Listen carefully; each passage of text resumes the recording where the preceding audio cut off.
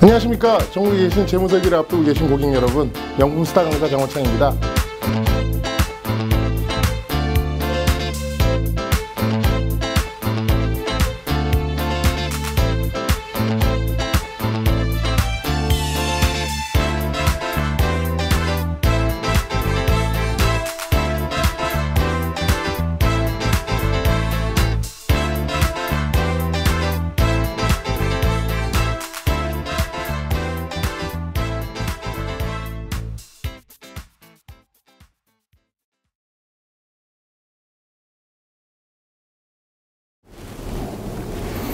네, 벌써 강의가 5번째 강의에 들어서게 됐는데요. 어떻게 1강, 2강, 3강, 4강 다 내용 기억나시나요? 많은 내용을 교육한 건 아니지만 그래도 여러분들께 임팩트 있게 조금씩 쉽게 설명하려다 보니까 조금 빠르게 지금 진행되고 있는데요.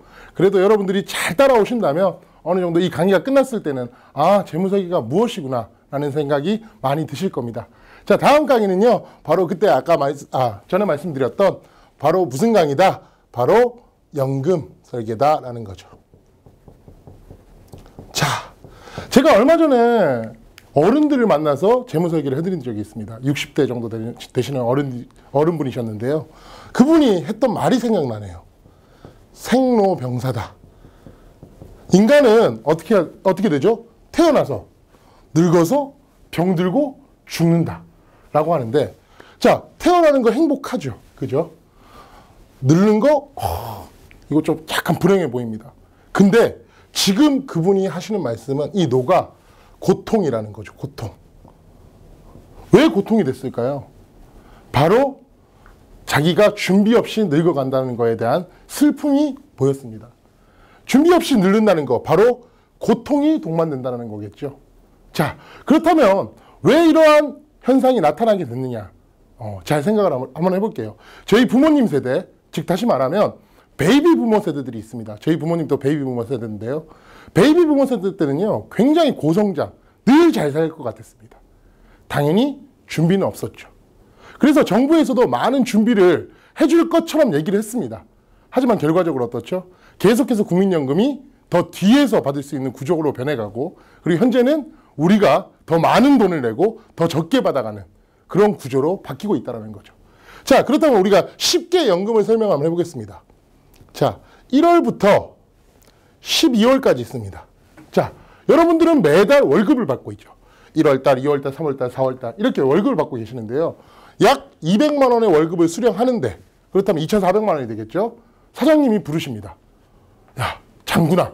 예, 사장님이 내가 1월달부터 6월달까지 400만 원씩 줄게. 그렇다면 총 얼마죠? 2,400만 원을 주고 6월달부터 12월달까지 주지 않을 거야 라는 말씀을 하십니다. 그때 여러분들은 그렇다면 이 400만 원을 어떻게 하시겠냐는 거죠. 당연히 저축을 하셔야 되지 않겠습니까? 바로 이겁니다.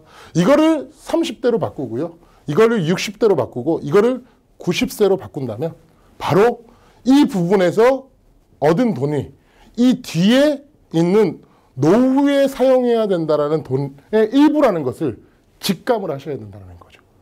자, 그렇다면 우리가 연금에서 가장 중요한 건 뭐냐는 거죠. 제가 재무설계를 하다 보면요, 사람들이 두 종류로 나눠집니다. 현재 근로소득자와, 그죠? 근로소득자, 그리고 사업소득자가 있습니다. 자, 그렇다면 근로소득자는 현재 여러분들이 가입하고 있는 연금이 있어요. 자동적으로 뭐가 있죠? 국민연금과 그리고 퇴직연금이 있습니다. 자, 사업소득자도 당연히 국민연금을 가입하셔야 돼요. 근데 요즘에 이 사업소득이 있으신 분들이 잘 가입을 하시려고 하지 않으신데, 국민연금은 반드시 가입하시는 게 좋습니다. 왜냐고요? 바로 인플레이션을 반영하는, 즉 물가상승률을 반영해 줄 수 있는 연금이라는 거죠. 자, 그렇다면 이 소득만 가지고 노후를 행복하게 보낼 수 있느냐? 그것이 바로 불가능하다는 겁니다. 그렇다면 우리 세대 때는 한 개가 더 준비돼야 된다는 거죠. 뭐죠? 바로 개인연금이라는 거죠.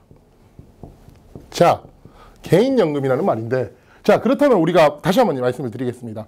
개인연금을 왜 준비해야 되느냐? 지금까지 준비하는 국민연금과 퇴직연금만으로는 행복한 삶을 살 수가 있다, 없다? 없다. 바로 고통스러운 삶이 될 수가 있다는 거죠. 여기가 바로 핵심 포인트입니다.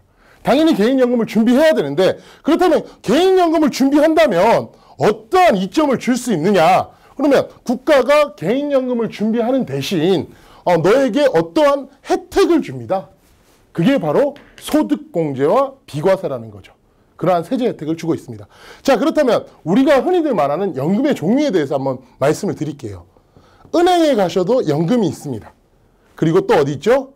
증권사에 가셔도 연금이 있어요. 보험사에도 있습니다. 자, 그렇다면 은행에 어떠한 세제 혜택을 주느냐? 혜택이죠. 국가에서. 바로 400만 원까지 뭘 해준다?